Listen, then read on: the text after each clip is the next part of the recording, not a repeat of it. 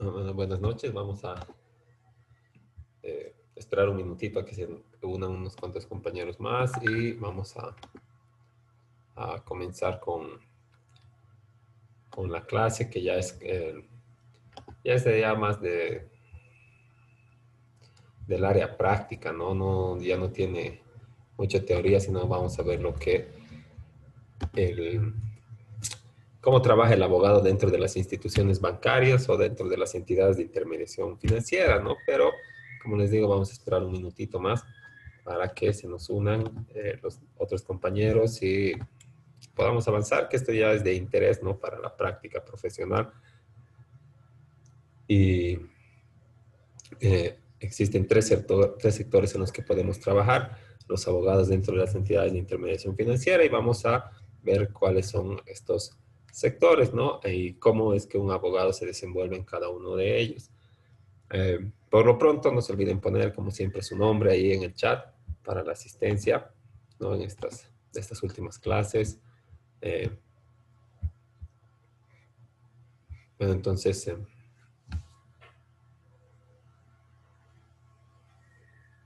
vamos a,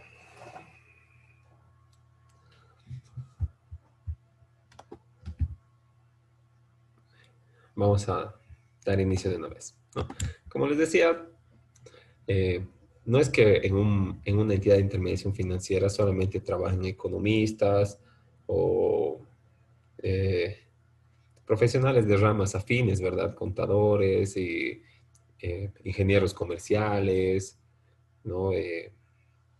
Inversionistas y todo lo demás, ¿no? Claro que son una parte muy importante del banco, pero, y los brazos operativos, ¿verdad? Los cajeros y todo lo demás, pero el abogado es también aunque no se le ve mucho, pero es una herramienta, un engranaje esencial, pues, de la entidad de intermediación financiera, sin el cual no podría, primero, constituirse como una sociedad. Dos, no podría realizar la redacción de los contratos, ¿verdad? Necesita una firma de abogado. No podría perseguir las deudas en mora, ¿no? Entonces, son áreas que están reservadas siempre para los profesionales en el derecho, pues, ¿no? Y los que tengan la suerte de trabajar de planta en una entidad de intermediación financiera, entonces eh, se puede decir que tienen ya el futuro asegurado, ¿no? Eh, entonces, el profesional abogado dentro del sector bancario, ¿no? Es, en primer lugar, un funcionario de la entidad financiera. ¿Qué quiere decir funcionario de la entidad financiera? Quiere decir de que el abogado está trabajando, pues, en relación de dependencia, en relación a la entidad de intermediación financiera, ¿verdad? O sea, tiene un contrato, tiene beneficios sociales, vacaciones, un sueldo, posibilidad de promoción, eh, luego eh, tiene obligación de una exclusividad, ¿verdad? Y de, bueno, de cumplir con las tareas que se les asigna, ¿no? Eh, y de además, velar porque la entidad de intermediación financiera esté siempre como persona jurídica dentro del marco legal que establece la normativa conexa a lo que es el ejercicio de las entidades de la actividad de intermediación financiera por parte de las EIF o las entidades de intermediación financiera, ¿verdad? Entonces, en primer lugar, es un funcionario del banco, ¿no? Y luego vamos a ver en el sector de recuperación de crédito un abogado que trabaja para el banco, pero no es funcionario del banco, ¿no? Le asesora de manera externa. Pero ahora vamos a ir viendo los que trabajan dentro del banco, ¿no? Entonces, dentro de la entidad de intermediación financiera, los abogados dependientes se encargan de dos cosas, ¿verdad? Vigilar el cumplimiento de la normativa vigente para la constitución, continuidad, permanencia y en su caso disolución de la sociedad comercial, de la sociedad anónima o responsabilidad limitada, cualquiera que sea la forma que hayan adoptado de acuerdo a su denominación, ¿verdad? Cooperativa de ahorro y crédito abierta o cerrada, banco, eh, entidades de fomento a la vivienda, instituciones financieras de desarrollo y otras que ya habíamos avanzado, ¿no? Y cada una de ellas tiene pues sus especificaciones, ¿verdad? La escritura de constitución de la sociedad anónima, que, que es un banco, no es la misma que de la responsabilidad limitada que, a la que se atienen las cooperativas de ahorro y crédito, ¿verdad? Entonces, hay que cumplir diferentes aspectos legales de acuerdo al tipo de sociedad, al tipo de entidad de intermediación financiera que estamos constituyendo, y de cumplir esa normativa se encarga el abogado, ¿verdad? De redactar el acta de constitución, como ya han visto en derecho comercial, seguramente, no es muy fácil constituir una sociedad anónima en especial, ¿verdad? Porque, eh, bueno, hay que tener el, el acta, primero el acta de constitución, ¿verdad? Luego hay que tener el acta, se llama de constitución y fundación, luego hay que tener el acta eh, de eh, elección y elección del directorio, ¿verdad? Luego hay que tener el acta de aprobación de los estatutos y reglamentos, luego el acta de otorgación del poder a algunos de los administradores o de los representantes para que tenga, pues, tenga efectividad la persona jurídica al momento de contraer, de adquirir derechos y contraer obligaciones, ¿no? Porque eso es lo que hace a una persona jurídica, esa capacidad, ¿no? Como es una ficción del derecho, pero esta ficción actúa mediante personas que son los representantes, ¿verdad? Y todo es, y de realizar toda esa documentación se ocupa ¿quién? Un abogado, ¿no? El abogado del banco, que se llama eh, el abogado de planta, el abogado comercial. Entonces, perdón, el abogado del sector empresarial del banco, ¿no? Y eso para la constitución, ¿verdad? Luego tienen que hacer un trámite, ¿verdad? Tienen que llevar toda la gobernación, las actas protocolizadas, los carnes de identidad de todos los socios, fundadores, tienen que llevar impreso los estatutos, los reglamentos, en CD también. Después, eh, bueno, una serie de requisitos que se solicitan, ¿verdad? Aparte de esos. Y luego cuando se obtiene la resolución de aprobación de la personería jurídica, o sea que te aceptan tu sociedad anónima, tu banco, tienes que ir a la notaría de gobierno, hacer protocolizar esa resolución con tus actas, con el poder y todo lo demás. Una vez que hayan hecho protocolizar, ¿verdad? En notaría de gobierno, bueno, cualquiera diría que ya están listos para abrir, pero no, ¿verdad? El abogado todavía tiene que cumplir con otra normativa, ¿verdad? Por ejemplo, con la normativa tributaria. ¿Qué tiene que hacer? Tiene que sacárselo, pues, el NIT, ¿verdad? Tiene que inscribir al banco en impuestos nacionales de acuerdo eh, a su giro, ¿verdad? Que es la intermediación financiera, y de acuerdo al tipo de sociedad, ¿no? Entonces va a sacar un NID azul seguramente, de régimen general, ¿no?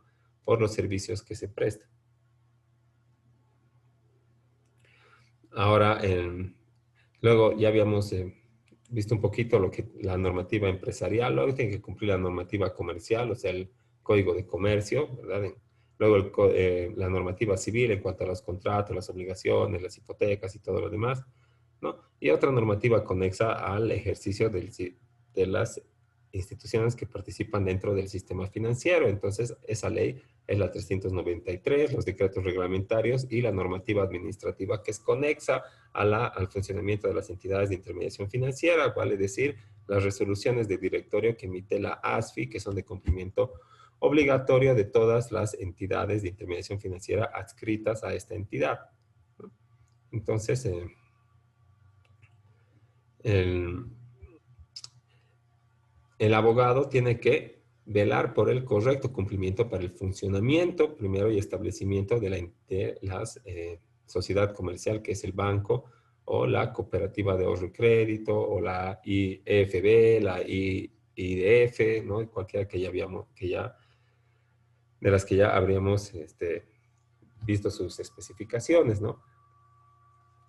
Entonces, obtenido este protocolo, ¿verdad? De notaría de gobierno y todo, todavía no estoy listo para abrir, ¿verdad? Porque un abogado empresarial sabe que después de sacar el NIT, tengo que ir a sacar la licencia de funcionamiento de la alcaldía. Y si voy a tener letrero, tengo que sacar la licencia de publicidad, ¿verdad? Y si voy a tener sucursales, tengo que hacer constar en impuestos nacionales. ¿Para qué? Para poder eh, emitir, ¿no? Las notas fiscales, las facturas electrónicas que emite el banco. Cuando vas a pagar al banco la pensión de colegio de tu hijo, te da tu voucher de depósito y aparte te emite la factura, ¿no? Lo propio por otros servicios. El banco es una entidad que factura y por ende paga impuestos, ¿no? Ahora,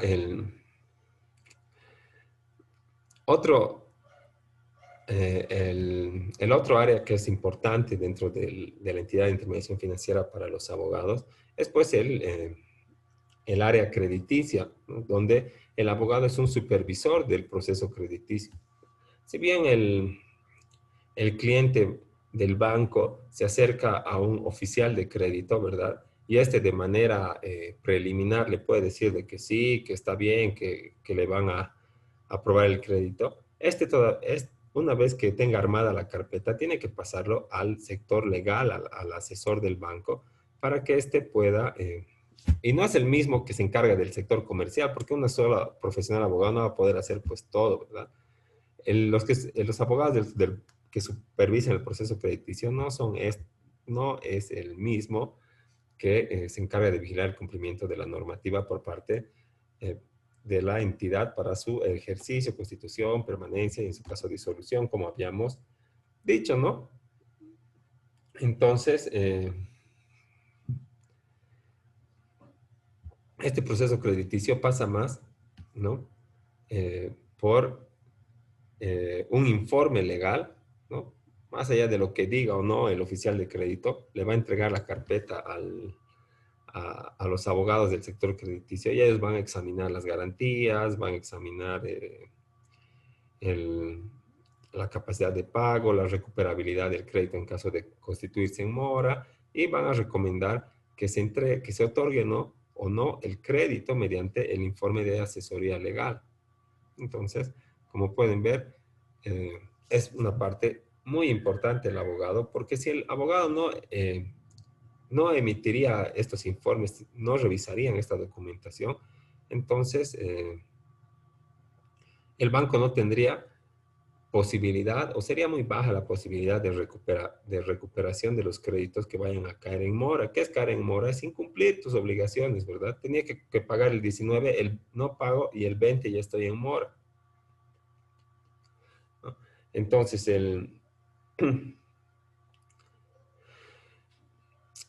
cuando caigo en mora, ¿verdad? Tiene que haber una reclamación, unas gestiones administrativas que vamos a ver y luego un proceso judicial. Con estas actuaciones administrativas y en su caso, por último, con el proceso judicial, el banco tiene que tener un nivel, si no es óptimo, por lo menos decente, pues, de recuperabilidad de su dinero, ¿no? Porque lo contrario que quiere decir que el banco se va a ver estafado, pero en sí, como tiene que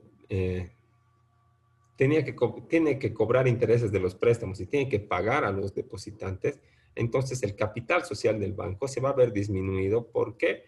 Porque no se ha revisado bien las garantías y como consecuencia, quien ha sido beneficiario del crédito ha acabado estafando al banco.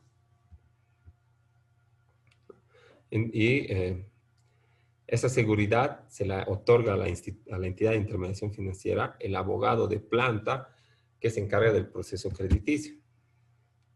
Ahora existen otras funciones, ¿no? del abogado que también tienen que cumplir eh, dentro de las entidades de intermediación financiera, cualquiera sea su denominación, ¿no? Uno, como ya habíamos visto, el abogado del sector empresarial va a vigilar el cumplimiento de la normativa, no solo de la normativa de la ley 393, sino como habíamos visto el Código Civil, el Código Comercial, ¿verdad? Inclusive va a eh, vigilar el cumplimiento de otras obligaciones administrativas, tributarias, ¿no? Luego va emitir un informe del crédito. Aquí dice un transparente, ¿no? Pero me he equivocado, ¿no? Eh, Tienen que emitir, ¿no? Un informe transparente del crédito, eso es, ¿no? Porque si, por decir, un conocido, un primo del abogado viene aquí al banco y más allá de que exista o no un buen nivel de recuperabilidad, ¿verdad? ¿Qué va a pasar? Como siempre, todo es muñeca, ¿verdad? Va a venir, le va a decir, le va a llamar su primo, su amigo, ¿verdad? Al abogado y le va a decir, estoy aquí en tu banco, viejo, así, a ver, ayúdame pues con esta solicitud de crédito. Y de tu manito te va a llevar tu amigo al oficial de crédito, ¿verdad? Y le va a decir, dale pues una mano. ¿Qué va a hacer el oficial de crédito? Se va a volver mucho más flexible que con otros clientes. Entonces van a pasar el informe, la carpeta al abogado y como el abogado es su amigo, ni se va a fijar, ¿verdad? No va a analizar de manera rigurosa la posibilidad de recuperabilidad, ¿no? La personería, representación y todas otras cosas que tiene que revisar el abogado. ¿No? La consistencia en la información de la documentación, que la garantía que se está recibiendo asegure la recuperabilidad del préstamo en el monto contratado y otros. Una vez emitido el informe del crédito, perdón, el informe de asesoría legal en cuanto a la operación de crédito, recomendando que se otorgue o no este monto al solicitante. ¿No? Luego de hacer este informe transparente de crédito, si en su caso no se asegura la recuperabilidad, no se puede hipotecar, o tiene gravámenes, ¿verdad? O en sí es un lote que pertenece al área rural, entonces el abogado va a dar un informe negativo, ¿verdad? Y no va a recomendar la otorgación del crédito, porque no es obligación de la entidad de intermediación financiera otorgarte la plata. Ni siquiera cuando perdón, tiene que elaborar los contratos, ¿verdad? Luego de la emisión positiva del informe en términos positivos, ¿verdad? Ya, otórguese el crédito. Si dice no, no se otorga el crédito, como les decía, el banco no tiene obligación de nada antes de la firma, antes de que se haya suscrito el contrato. Incluso ese rato que está subiendo las gradas a firmar, el banco puede decir, no, perdón, pero no le vamos a otorgar el crédito. Y no vas a ir a la ASFI a reclamar porque el banco no tiene la obligación, ¿verdad? Todo eso era de manera previa. La única obligación del banco surge cuando firma y en ese momento te da el dinero. Esa es su única obligación, ¿verdad? Cuando suscribe su representante, entregarte el dinero para que lo dispongas, ¿no? De acuerdo a tu operación de crédito, valga la redundancia. Si has sacado el crédito para el sector productivo, pues tienes que invertir en tu empresa, ¿verdad? Si has sacado para vivienda social, pues tendrás que comprar la casa que has dicho que ibas a comprar, ¿no? Entonces, como para que el banco se asegure que eso llegue a suceder, ¿verdad? ¿Qué va a pasar? Les va a llamar, por ejemplo, en el caso del crédito de vivienda, cuando el banco te financie, les va a llamar a vos y a tu vendedor, va a ir a sacar cuando estén todos, va a ir a sacar la plata de ahí, de la bóveda, de la caja fuerte, te la va a entregar en tu mano para que tú se la entregues a tu vendedor, ¿no? Entonces, antes de eso, como les decía, antes de la suscripción o firma de ese contrato, antes de que lleguen todos, todavía el banco te puede negar. O sea, no tiene obligación alguna con el cliente, sino desde la suscripción de la suscripción o firma del contrato de crédito. O puede ser del contrato eh, de depósito a plazo fijo, contrato de ahorro, de caja de ahorro y todos los otros servicios que el banco presta mediante contrato. ¿No? Y estos contratos son elaborados el, por los abogados que superan el proceso crediticio, ¿verdad? Ahora, Otra función del abogado es proteger los derechos de la entidad financiera y del usuario, dice, ¿no? La teoría, pero el abogado dentro de la entidad de intermediación financiera no va a mascar pues la mano que le da de comer, ¿verdad? O entre bomberos no se pisan la manguera, como dicen. Entonces, eh,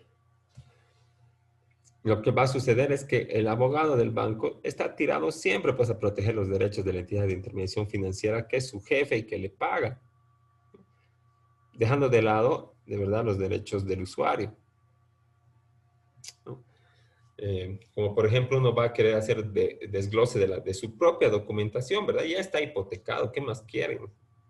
Pero necesito mi documentación, mi catastro, por ejemplo, mi título para hacer tal vez una subinscripción o algo, pero no me lo van a dar, ¿no?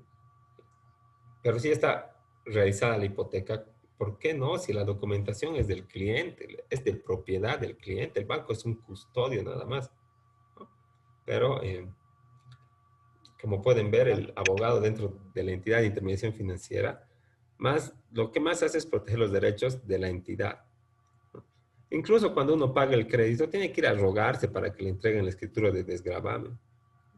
Cuando tiene que entregar para prestarse, tiene que ser todo eso. Te dicen mañana, tienes que ir mañana, te dicen 48 horas, tienes que ir a las 48 horas o no te van a tomar en serio, pues, y tu operación de crédito no va a prosperar tu solicitud, ¿no? Entonces, como uno quiere recibir el crédito, se raja, ¿no? Va en la hora y fecha que nos indican, ¿no? Pero cuando tú cancelas y vas a pedir tu minuta de desgravamiento, te va a hacer andar, pues, el banco unas 2 semanas, ¿no? Y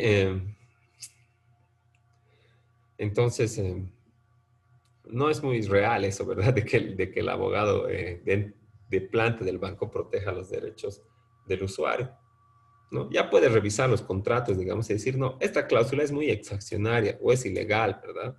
Entonces,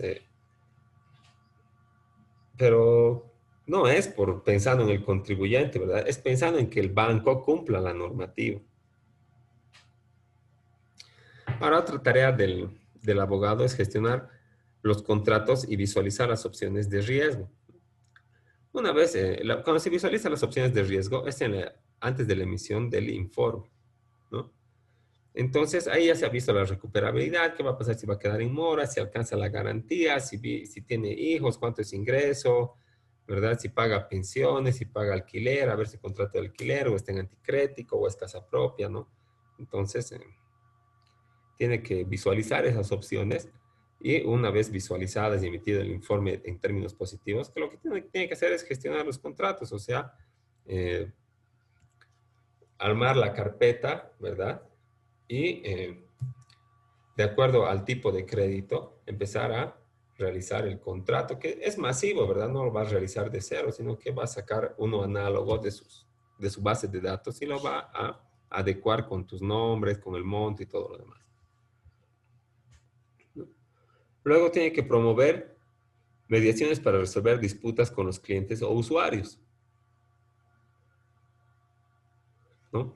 Entonces, por ejemplo, cuando le llamen al cliente que está en mora, ¿no? Para que se ponga al día y demás, y viene, ¿no? Entonces el abogado del banco va a estar ahí para proponer una solución o para resolver la disputa, ¿no? Entre los clientes y los usuarios. Entre el banco, perdón, y los clientes o usuarios. Entonces, en ese ejemplo que teníamos de que nunca me entregan la escritura de desgravamen aunque yo haya pagado, entonces se va a constituir el banco y va a decir, sí, pero es que estamos con harta carga laboral, yo me comprometo en hacérselo, venga o llámeme, tal fecha ya va a estar hecha su minuta de desgravamen, ¿no? O, por ejemplo, alguien que esté en mora y se apersona al banco porque le han llamado y no quieren que inicie el proceso judicial, ¿no? Entonces, como se ha constituido al banco, eh, le van a mandar donde el abogado para que vea de aplicarle algunos beneficios, algunas reducciones, solamente para que se ponga al día y para que siga pagando pues a posteriori, ¿no? Para eso promueven mediaciones y resuelven disputas con los clientes o usuarios, ¿no? Tienen esa también atribución o facultad y también tienen los medios o los modos para lograrlo, ¿verdad? No pueden ir y decirle, mira, ya está lista la demanda, o qué tal si pagas esto y el interés lo reducimos y todo, ¿no? O lo arrastramos al último, ¿no? Porque el banco, ¿qué derechos tiene? Patrimoniales, ¿verdad? Entonces, como los derechos patrimoniales son de total disposición, el banco si quiere podría no cobrarte. Y si quiere te otorga beneficios. Y si quiere te alarga el doble el plazo. Entonces, esa, esas disputas que surgen entre la entidad y los clientes son también mediadas o por lo menos se intenta mediar por parte de los abogados de la entidad de intermediación financiera. Y bueno, cuando no se puede ya en la vía administrativa y todo, ¿qué hay que hacer? Ir pues a la vía judicial, ¿no? Entonces va a representar, este abogado va a representar al banco ante los tribunales, ¿no? O tal vez le demandan al banco, quién sabe, no le ha pagado un cajero 1 año y medio, ¿no? O alguien tenía en su cuenta 10.000 bolivianos, no tiene tarjeta de débito ni nada, y cuando vuelve a ir a la caja tenía 1.000 o no tenía nada, ¿no? Entonces, qué va a pasar? Tal vez va a surgir de aquello un pequeño proceso. O tal vez si no se lo quieren desgravar, no le quieren devolver la documentación, también va a surgir un proceso, ¿no? Entonces, cuando el banco sea demandado, ¿no? El abogado de planta lo va a representar, su asesor legal.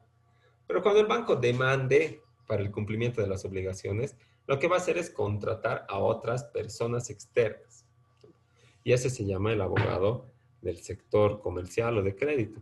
Pero bueno, empezaremos por el abogado comercial, que es aquel que eh, se va a vincular con todo el proceso crediticio, ¿verdad? El otro, como hemos dicho, el que cumple la normativa del banco como persona jurídica es el abogado empresarial, ¿no? Entonces, el abogado comercial es un poquito del que se encarga de lo que estábamos hablando, ¿no? Y es aquel que se va a vincular con todo el proceso crediticio que se traduce en la realización de una serie de pasos predeterminados a seguir a fin de otorgar el crédito al usuario o cliente. Pero el fin de este proceso crediticio no es pues otorgar, ¿verdad? El fin es asegurar a la entidad de intermediación financiera el pago o en su caso la recuperabilidad. De lo que se encarga el abogado en el sector comercial es de supervisar y verificar el cumplimiento del proceso crediticio, desde la valoración hasta el desembolso. Entonces, desde que el oficial de crédito recepciona el folder, él hace su informe, luego, si es positivo, se dirige a elaborar los contratos y por último, la entidad de intermediación financiera realiza el desembolso. Entonces, como pueden ver, es nomás un proceso o un trabajo eh, moroso, ¿no? Porque revisar documentación, ¿verdad? Que asegure la recuperabilidad no se puede dejar a la ligera. Hay que ser rigurosos en el examen de la documentación. Ahora, lo que hace el abogado comercial dentro de la entidad de intermediación financiera es verificar la documentación legal y la documentación legal, coma, de identidad, hacia la documentación legal, como por ejemplo título de propiedad, impuestos, catastro, plano aprobado, folio real, o en su caso fue así partida. Verifica documentación legal y también la identificación de las personas naturales o jurídicas. Luego realiza la valoración de las garantías, ¿no? ¿Y para qué antes de pasarnos a ese punto, para qué eh, se identifica, se verifica la documentación de identificación ilegal de las personas? Es para eh, ver quién va a ser pues deudor, codeudor y quién va a ser garante. Entonces verifican la documentación que es el otorgamiento de las garantías y luego verifican o en su caso forman parte del proceso crediticio también los codeudores. Y puede ser que los codeudores, los garantes o el deudor principal estén actuando en nombre de otra persona que les ha dado poder, como es el caso de las personas jurídicas o tal vez de las personas naturales que prefieren otorgar poder para que alguien más actúe por ellas. Entonces, de eso también se encarga el abogado dentro del sector comercial. Tiene que ver, eh, por ejemplo, que la persona que se está obligando o el bien pertenece a la persona que se está obligando, y la persona que ha venido y que se está obligando es la que dice ser. Porque puede ser que yo voy y me retiro un carnet de identidad del juzgado de los que están extraviados que se parezca más o menos a mí, y voy y solicito el crédito, pues, ¿no? Y va a salir a otro nombre, ¿no? Entonces, eso no puede pasar dentro de las entidades de intermediación financiera. Entonces, cuando eh, se vea la participación de una tercera persona, lo que se tiene que pedir es el documento de representación, el poder especial y suficiente para realizar este tipo de trámites, a eso se refiere. Luego tiene que hacer la valoración de las garantías, ya sean estas hipotecarias, prendarias, personales, quirografarias. Luego tiene que realizar la verificación de los documentos de representación, y esto en el caso de las sociedades, de las, ¿cómo se llama? De las personas jurídicas. Y también tiene que hacer la elaboración de informes legales para recomendar la aprobación o no de la operación de crédito. Y también tiene que elaborar los contratos bancarios y no bancarios, ¿no? Los contratos bancarios como los contratos, digamos, de desgravamen, el contrato de préstamo, ¿no? Tiene que supervisar en realidad la elaboración de esos contratos, porque este abogado tiene sus asistentes y tanto él como sus asistentes trabajan sobre modelos. Y por eso se, se necesita, ¿no? Como un abogado de entidad financiera, exigir a las personas eh, su cédula de identidad o, en su caso, el poder notariado con la expresa facultad para contratar un crédito. Y luego elabora, bueno, los contratos bancarios son los de préstamo, pues los que tratan de la intermediación financiera, que es el giro principal, ¿verdad? Los contratos de depósito, de cuenta corriente, que es la intervención financiera, eh, o sí, la intervención financiera pasiva, ¿no ve? Y la activa, que es otorgar el crédito, pues, ¿no? Todo eso es contratos. Todos esos se llaman contratos bancarios, pero también hay contratos no bancarios, ¿verdad? Por ejemplo, vas a contratar una nueva cajera, ¿verdad? O un nuevo administrativo, un nuevo personal de seguridad o de limpieza. Entonces, esos contratos no bancarios también tienen que ser elaborados por el abogado del sector comercial encargado de la entidad de intermediación financiera, ¿no? Entonces, ya se nos va a acabar el tiempo y vamos a quedar ahí para luego seguir avanzando con bueno, con la explicación de la función que cumplimos los abogados dentro de la entidad de intermediación financiera. Entonces, y si tienen alguna pregunta hasta aquí, sería bueno que la hagan ahora.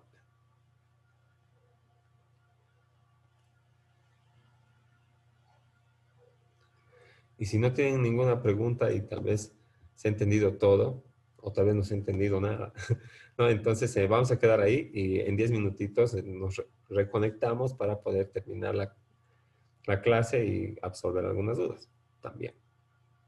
Entonces, hasta luego.